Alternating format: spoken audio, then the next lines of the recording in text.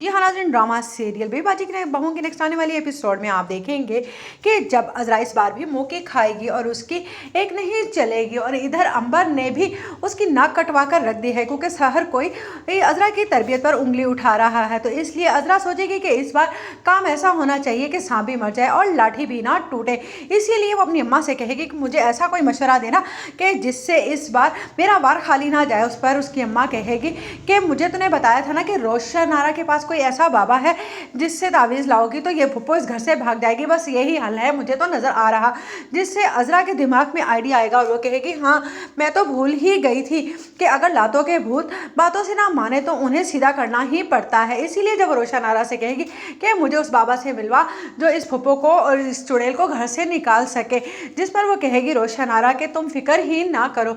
अज़रा एक बार फिर से तवीज़ धागों के चक्कर में पड़ जाएगी और वस्मा से भी कहेगी कि सायरा इस तरह से तुम्हारी बुटीक से नहीं निकलने वाली, ये लो उस पर ये तावीज़ घोलकर पिला देना, देखना किस तरह से वो तुम्हारी बुटीक से निकल जाएगी। जिस पर कहेगी अस्मा कि भाभी आप फिर से इन चक्करों में पड़ गई हैं, आप जानती हैं ना कि ये चक्कर वही चक्कर हैं जो पहले आप चला रही थी और आपने अपना घर ही ख़राब कर लिया था। जिस पर अज़रा कहेगी तुम्हें अगर मेरा साथ नहीं देना तो ना सही, लेकिन ख़बरदार जो ये तुमने बात किसी को भी पता चलने दी, वरना तुम जानती हो ना अस्मा मैं तुम्हारे साथ क्या कर सकती हूँ। जिस पर अस्मा कहेगी मुझे क्या ज़रूरत है आपकी ये बातें किसी से करने की, लेकिन आपका ये रोशन आरा से गठजोड़ फिर से आपका घर बर्बाद कर देगा। मैं तो कहती हूँ आप भी इन तवीज़ धागों के कामों से दूर ही रहिए। उधर सायरा देखेगी कि अस्मा बहुत खामोश रहने लगी है, कहीं उसे शक तो नहीं हो गया कि उसके गले से आहिस्ता आहिस्ता पैसे गायब होना शुरू हो गए हैं।